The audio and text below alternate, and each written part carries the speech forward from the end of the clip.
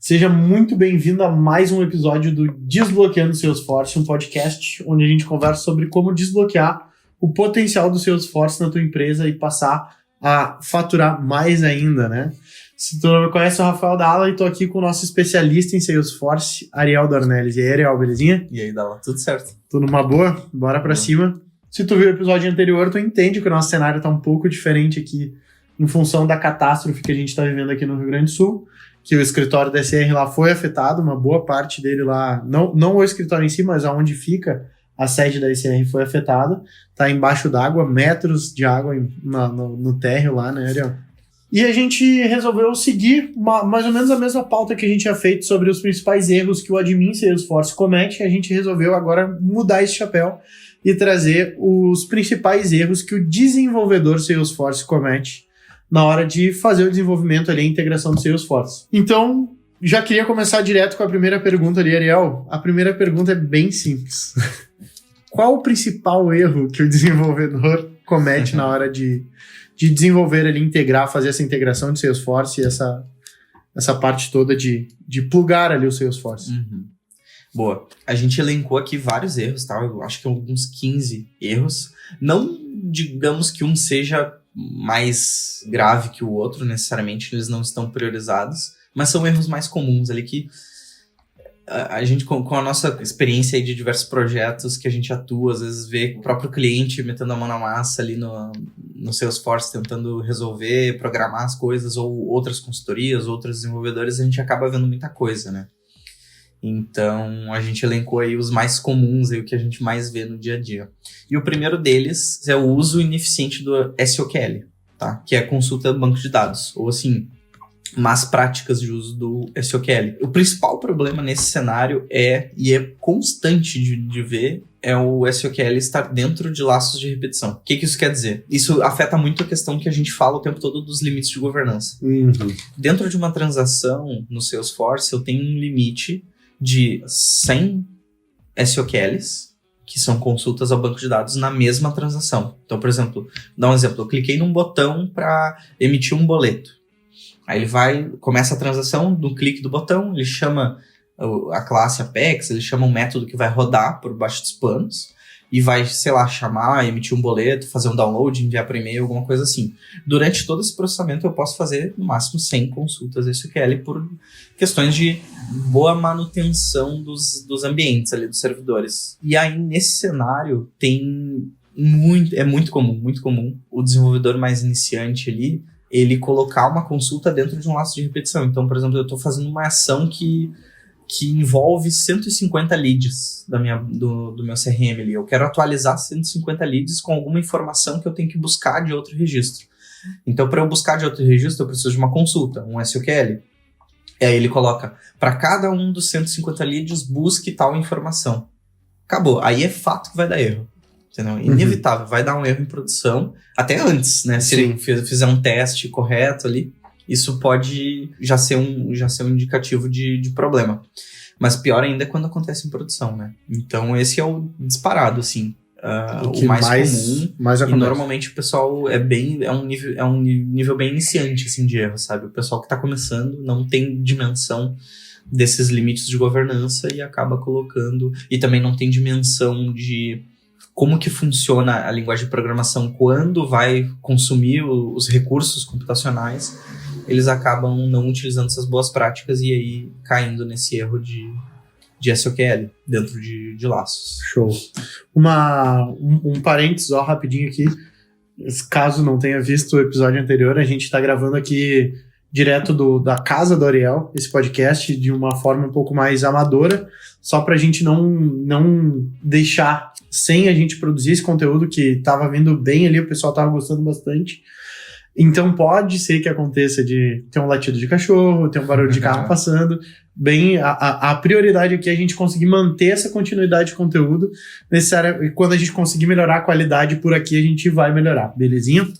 Produção literalmente caseira, né?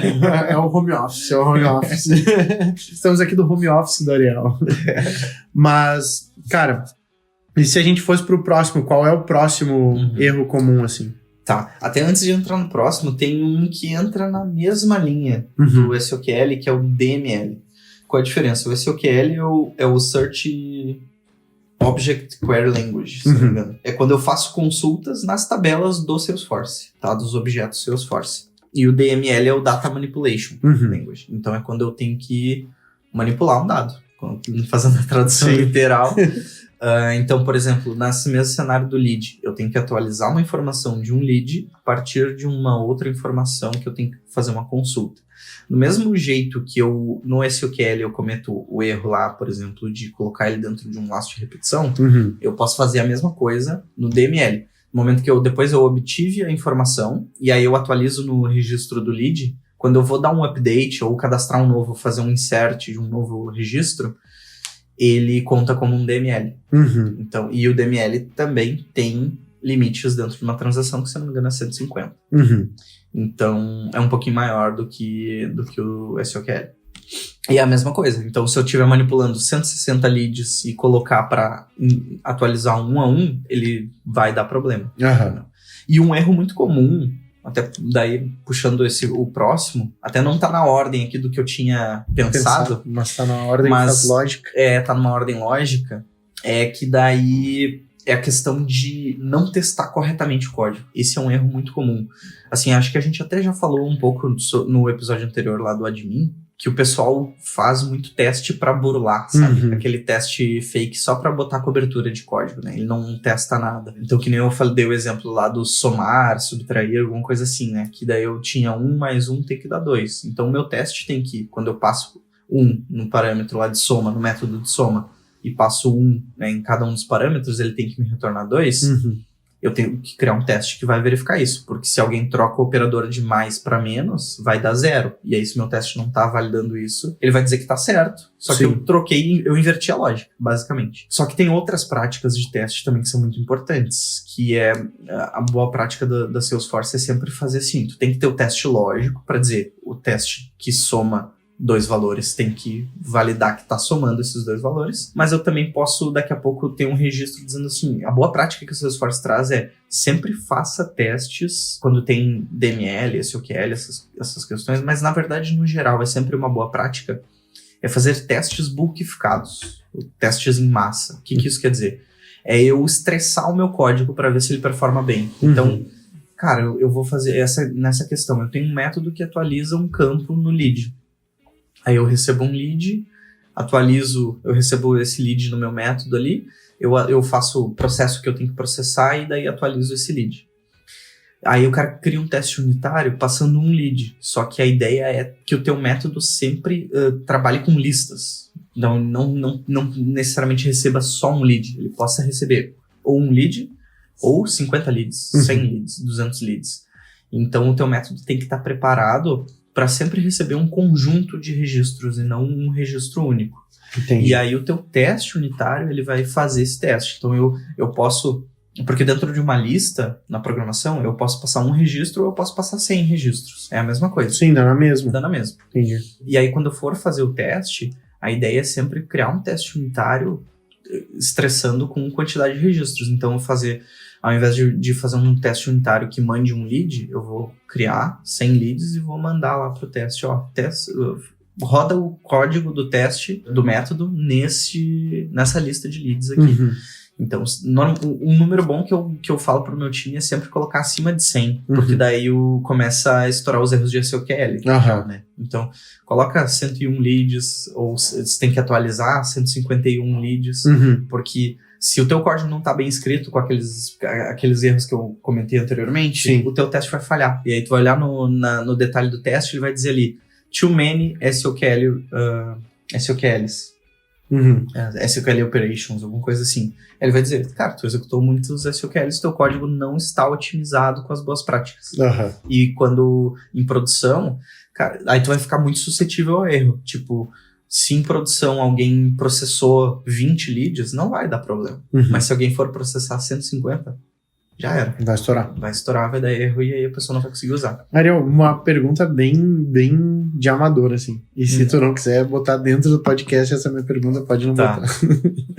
Mas é o seguinte, Cara, é porque pra mim a minha cabeça é muito lógica. Ela funciona muito na lógica. Até porque, sei lá, acho que quando eu vim da... Meu pai tinha uma auto elétrica e a gente entendia um pouco de mecânica de carro. E, cara, quando existe um processo que acontece ali dentro do carro, não existe variável dentro desse processo. Por que eventualmente, por exemplo, assim, cara, um código buga? Por que acontece algum bug? Por exemplo, tu testou um disparo de lead. E aí, o disparo tá acontecendo. De repente, dá um erro. Tipo, um dos leads não foi disparado. Entendeu? Tipo, por que buga se... Cara, teoricamente a engrenagem tá toda conectada, porque já funcionou uma vez, ela tem que funcionar sempre, entendeu? Na minha cabeça, a lógica funciona desse jeito, mas... Sim. É que essa pergunta é difícil de responder, cara, porque depende do contexto de cada uma das coisas.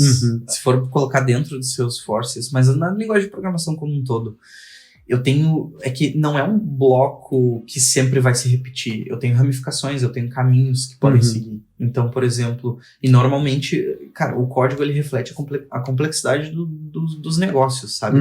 Então, dificilmente uma empresa ela vai vender sempre do mesmo jeito, por exemplo, ou ter um processo sempre do mesmo jeito. Ele vai dizer, ou tratar todo mundo do mesmo jeito. Cara, eu tenho esse cliente, ou esse lead tem um perfil X, ele vai por esse caminho. Ele tem um perfil Y, ele vai por esse caminho. Ele vai por esse. Eu posso ter inúmeros caminhos. Então, às vezes, o simples, sei lá, emitir fatura, um fluxo, assim, um processo, emitir fatura, dependendo do tipo de contrato, dependendo disso, eu posso ter N ramificações e caminhos diferentes. E aí, ali pode ter bugs. Então, para um pode funcionar, para outro pode não funcionar. Sim, isso é muito comum. Isso é muito comum de acontecer. Porque é isso, daí o código, ele é muito... amplo, sabe? O código, a tua criatividade é o limite, sabe? Tu pode fazer muitas coisas. Então, isso gera essas fragilidades, esses gaps ali, né? E basicamente significa que o bug aconteceu porque ele foi por um caminho que tava faltando um ponto, uma vírgula. Né? Daqui a pouco ele não foi testado, esse fluxo. Isso acontece. Por exemplo, eu tenho um fluxo de venda, eu tenho 15 fluxos de venda diferentes, porque eu tenho um lead que vem de um canal X, eu tenho que tratar ele de um jeito, o outro vem do canal Y, eu trato de outro jeito. Esse outro, ele tem um porte diferente, ele tem um budget diferente, eu tenho que tratar de outro jeito. E aí, daqui a pouco, na hora de validar, cara, esse teste aqui, esse caminho aqui do XYZ não foi validado. E aí, quando chegou em produção, aconteceu aquele caso. Sim, aí deu ruim. Aí testou na vida real, o negócio acontecendo. Show de bola. A gente já falou de três erros ou 2? Três. E o quarto erro, qual que a gente vai? Então, agora voltando para a ordem, né, do que eu tinha colocado, um ponto bem importante é a falta de tratamento de exceções, tá? Isso daí é bem importante, principalmente quando eu vou fazer integrações ou outros processamentos, assim, que são, digamos, no background, assim, sabe, nos bastidores. Por exemplo, uma integração, tá? Isso é bem comum da gente ver, que às vezes nas práticas de integração elas não são muito bem seguidas, as boas práticas. Que, cara, quando eu integro um sistema com outro, eu posso ter N motivos de falha também. Então, por isso que eu falei que é complexo ali na tua pergunta anterior. Agora a gente tá falando de integração e também pode ter problema. Por quê? Normalmente, hoje, o que é mais comum em integrações é usar APIs, né? As APIs. Com certeza já deve ter ouvido bastante, né? Sim, a gente de vez em quando precisa usar. Então, cara, a API é um mecanismo de comunicação entre sistemas, transferência de dados, né? Então, eu tô enviando dados, eu tô recebendo dados de um sistema para o outro. Então, daqui a pouco eu tenho o meu ERP, o meu CRM, como é que eles conversam? Com APIs. Com API. Um sistema de integração. Então, por exemplo, no momento que o meu CRM fez a venda e eu quero efetivar isso no meu ERP, eu vou chamar uma API do ERP e vice-versa para eles se comunicarem. E aí, eu preciso tratar muito bem as exceções aqui. Eu preciso, cara, fazer um tratamento onde, caso dê algum problema, eu posso, esse sistema aqui, ele pode ficar indisponível em algum período por algum problema de hardware, algum problema de software, alguma atualização. Isso é bem comum de acontecer. Então, eu preciso ter um mecanismo de identificação de falhas, onde eu tentei mandar uma nota fiscal, emitir uma nota fiscal no meu ERP e deu um problema, e aí eu consegui traquear qual foi o problema que deu, quando que deu, por qual motivo, que informação que eu mandei, que informação eu recebi, E também um mecanismo de retentativas, né? Porque senão aquele cara vai ficar no limbo e eu vou perder dados muito importantes. Uhum. A gente fala muito sobre os dados, né? Dos negócios. Sim. Então, essa falta de carinho ali com as boas práticas de integração, elas são um erro bem comum também. Sim. E a API também estoura volume de dados. Tu tem um número específico? Tem algum limite de API dentro do Salesforce ou não? Ele tem um limite de chamadas de APIs do Salesforce. Uhum. Então, por exemplo, o RP vai chamar uma API do Salesforce, ele contabiliza como uma consulta de API. Aí, dependendo da licença, do volume de dados que tu contrata, de informações que tu contrata, ele vai ter um número X ali de requisições de limite. Mas, normalmente, ele é bem alto. Bem alto. É difícil uma empresa, assim, estourar os limites. Tanto que a gente teve um cliente nosso que ele estava reclamando. Ariel, a gente está estourando os limites diários de chamadas de API. Aí aquilo me ligou um alerta e disse, cara, deve ter algum código bem mal feito aí. Que daí volta ao cenário da bulkificação do teu código estar preparado para receber lotes de registros e não só. Um registro individual. Porque daí eu falei para ele, já, cara, sem ler, sem entender contexto, sem ver código nenhum, sem ver nada, dizer assim, tem algum fluxo que integra com o Salesforce que está chamando individualmente. Um a um, o registro. Tá fazendo... Para cada registro, eu chamo a API. Para cada registro, eu chamo a API. Ao invés de... Cara, deixa eu agrupar esses registros e mando eles uma vez com todos eles lá. Sim. Entendeu? Entendi. Então, talvez no Salesforce... Daí tem uma infinidade de possibilidades.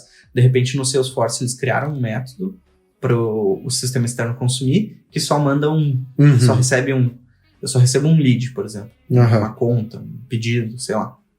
E aí, o sistema chamador, que está querendo imputar o dado ali no CRM, ele vai chamar a API de um.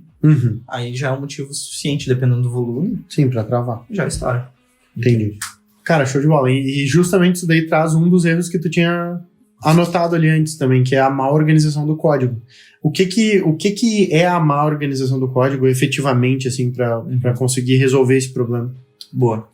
Assim, resumindo bem superficialmente, eu acho que é assim, é o teu código, tu começar a escrever o código sem nenhum tipo de padronização, sabe? Ou de estruturação. É a mesma coisa que tu pegar um caderno e sair anotando um monte de coisa diferente, tu não categorizar as coisas, por exemplo. Eu lembro na época dos fichários, daí tu tinha lá matemática, não sei o que, categorizava tudo assim, sabe? Quando tu começa a escrever o código sem nenhum processo ou sem nenhuma estrutura, algo pensado, aquilo começa a virar aquelas classes famosas. Quem é desenvolvedor vai entender. Aquelas classes de 4, 6 mil linhas de código. Então começa a virar uma bíblia o negócio. E aí manter esse código é inviável. E aí também, quem é desenvolvedor começa a se identificar, aquela tem que mexer na classe tal, sabe? Aí o cara fala assim, ixi, já escorre uma lágrima, assim, né? Tipo, vou ter que mexer naquele monstro lá. E aí começa a vir aqueles comentários, bota um comentário, não mexer, porque, cara, refatorar aquele código é absurdo, é muito difícil, muito custoso e pode dar muito bug, aquilo, sabe? Então tem vários motivos para o pessoal se afastar desse tipo de código. E aí, cara, quando tem um bug lá, ele vai na linha, ele faz o menor esforço possível para corrigir. E às vezes tem aquele comentário, não mexer, que agora tá funcionando, sabe? Isso é muito clássico do desenvolvimento. Então, o que a gente gosta de trazer para os nossos clientes, internamente para o nosso time, é usar as boas práticas, os guidelines que a gente construiu aqui dentro do SR. Então, a gente tem um conjunto de boas práticas para direcionar os desenvolvedores, para começar a não a fazer aquele código, tem o que a gente chama que é o código estrutural, assim, é botar o código linha abaixo de linha e sair fazendo, assim, bem louco. A gente gosta de usar os conceitos do Solid e da orientação a objetos. Daí é bem técnico, assim, mas que é tu começar a segregar as responsabilidades. Cara, quando eu tô falando de lead, eu tenho uma classe com vários métodos para lead. Atualizar lead, consultar lead, etc. Então, tu começa a classificar e organizar e deixar a casa organizada. Então, quando tu não faz isso, inclusive, cara, tem muito código replicado, muito mais linha de código que precisa escrever, muito mais bug. A manutenção e desenvolvimento de novas funcionalidades fica muito mais custosa. e com mais propenso à falha quando não segue uma estrutura boa, assim, umas boas práticas de desenvolvimento. Sim. Cara, e depois dessa parte de organizar código, qual outro erro que tu vê, assim, comumente acontecer? Até esse erro, ele tá bem próximo da organização também, mas tem muito uso inadequado de triggers, tá? Teve casos que a gente viu, assim, a própria Salesforce, ela recomenda, como boa prática, tu só ter uma trigger por objeto. Tá? Então, o lead só pode ter uma trigger, oportunidade só pode ter uma trigger, conta, cliente, etc. E aí teve casos já em clientes que a gente viu que tinha 3, 4 triggers para o mesmo objeto. Triggers é um gatilho, é um acionamento automático. Então, por exemplo, toda vez que um lead for inserido na minha base, faz determinada coisa. Sim. Toda vez que um lead for excluído, toda vez que um lead for editado, atualizado, etc. Eu consigo ter esses eventos, né, esses gatilhos. Sim, quando acontece isso, dispara esse fluxo. Exatamente. E isso é o core do Salesforce, basicamente. Assim. Muito utilizado, é difícil ter algum lugar que eles não utilizam isso. E aí, cara, tem muito erro em trigger, muito erro. E é o que disparado, é o que dá mais problema de limites de governança e por aí vai. Primeiro, tem casos onde dentro da trigger se coloca todo o código. Isso é uma péssima prática, porque o código ele não fica reaproveitável, ele fica só no contexto da trigger. Se eu tenho um código para atualizar com regras de negócio, com toda a inteligência do negócio e tá dentro da trigger, eu não vou poder usar em nenhum outro lugar. Porque a trigger só é usada dentro da trigger.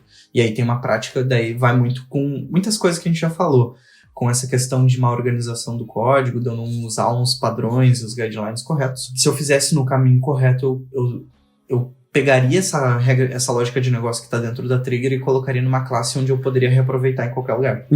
Então, seja numa API, seja num processamento, num batch, seja numa trigger, seja no front-end, a gente consegue reaproveitar todo esse código. Então, é muito comum da gente ver toda a regra de negócio dentro da trigger. Já é um ponto bem ruim. Fora essa questão de que teve clientes e que a gente viu que tinha 3, 4 triggers para o mesmo registro. Então isso fica bem ruim, assim, até para a própria performance da Salesforce. Começa a duplicar, triplicar, quadruplicar o número de SOQLs, DMLs, e aí começa a dar problema. Começa a estourar problema em produção. E também um alerta que refatorar triggers é extremamente sensível, porque a trigger, que eu falei, é o core, né, o coração ali do Salesforce. Então cara, a todo momento tem lead sendo atualizado, tem oportunidade sendo criada, então no momento que tu tem que refatorar uma trigger que já tá há um tempão, que já tem um monte de regra de negócio ali, é bem sensível, sabe? Então, se começar certo, o melhor é começar o mais certo possível já com esses padrões. Né?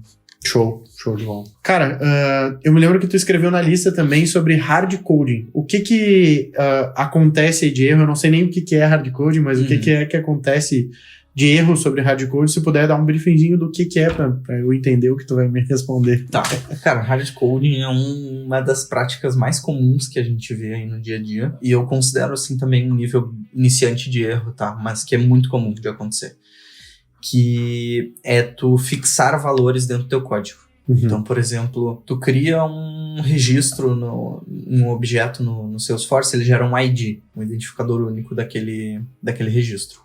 Aí, por algum motivo, tu precisa atualizar aquele registro num código. E aí, por exemplo, eu vou consultar esse registro onde o ID dele é igual a XYZ. 1, 2, 3. Isso ficou fixo no código. Só que daí, esse mesmo registro, numa sandbox, num ambiente de desenvolvimento, ele tem um ID 1, 2, 3. No ambiente de homologação, ele tem um ID 4, 5, 6. E no ambiente de produção, ele tem 7, 8, 9. É totalmente diferente. Então, isso gera muito problema. Então, ID de tipo de registro, qualquer tipo de... Cara, qualquer informação que tiver fixada no teu código tem propensão de falha e também dificulta caso tenha que mudar aquele registro. Então, a boa prática aqui é não ter hardcoding, colocar IDs fixos em flows ou em classes, etc. E sim tu criar uma parametrização, seja com um metadado customizado, um custom settings, que são 2 funcionalidades do Salesforce que tu usa para parametrizar. Um exemplo bem prático que a gente tem ali na própria SR que a gente usa no nosso CRM, quando a gente vai integrar com uma ferramenta o canal de origem ali, por exemplo, gerou um lead novo no Salesforce, eu vejo qual é o canal de origem dele e mando para minha ferramenta de prospecção. Eu tenho parametrizado qual a cadência que vai entrar, eu não tenho fixa no código, porque ela pode mudar. Entendi. Então, se ela mudar, eu vou ter que mudar o meu código e subir uma nova versão, fazer um novo deploy para poder usar o novo parâmetro para mandar esse lead para essa cadência. Uhum. Então, eu tenho um parâmetro que eu digo, o lead que vem da origem X, ele vai para cadência Y. E aí, se isso mudar, é só mudar na parametrização, não preciso fazer deploy nenhum. Eu vou na tela, ali no Salesforce e mudo. Agora não vai mais para cadência Y, vai para cadência Z. Uhum. E tá feito, entendeu? Entendi. Então, essa é a boa prática, é parametrizar o que é volátil, o dado que é volátil que tu tem que usar, ao invés de deixar ele fixo no teu código. Uhum. Bem técnico isso aí, bem... Confesso que me deu... Fiquei quase vesgo aqui no teu... Me deu um nó na cabeça aqui. Show de bola, Ariel. Cara, a gente tem ainda uma lista aqui de uns 6, 7 erros pela frente, mas eu acho também que é válido a gente, de repente, dividir esse episódio, inclusive fazer diferente. Se tu tá assistindo aí, quer que faz um episódio número 2 aí com o restante dos erros mais comuns que os desenvolvedores cometem dentro do Salesforce ali, deixa um comentário aí, cara, quero a parte 2, pra gente poder seguir pra essa parte 2 aí. E, de repente, se tem algum outro erro que tu lembra aí, comenta também aqui embaixo pra gente trazer, pra gente poder colocar nesse próximo episódio aí, a gente criar um episódio mais completão sobre esses erros. Belezinha? Até comentando sobre essa questão, a gente tá olhando quem tá comentando, às vezes tem um pessoal que sugere algum assunto específico pra gente falar e a gente tá olhando, já tá no nosso cronograma para falar. Inclusive, esses dias aí me chamaram no LinkedIn ali sugerindo um assunto muito bom, que a gente internamente já tá com um projeto em andamento sobre essa tecnologia e que em breve aí a gente já vai fazer um episódio sobre isso. Show de bola. Spoiler aí.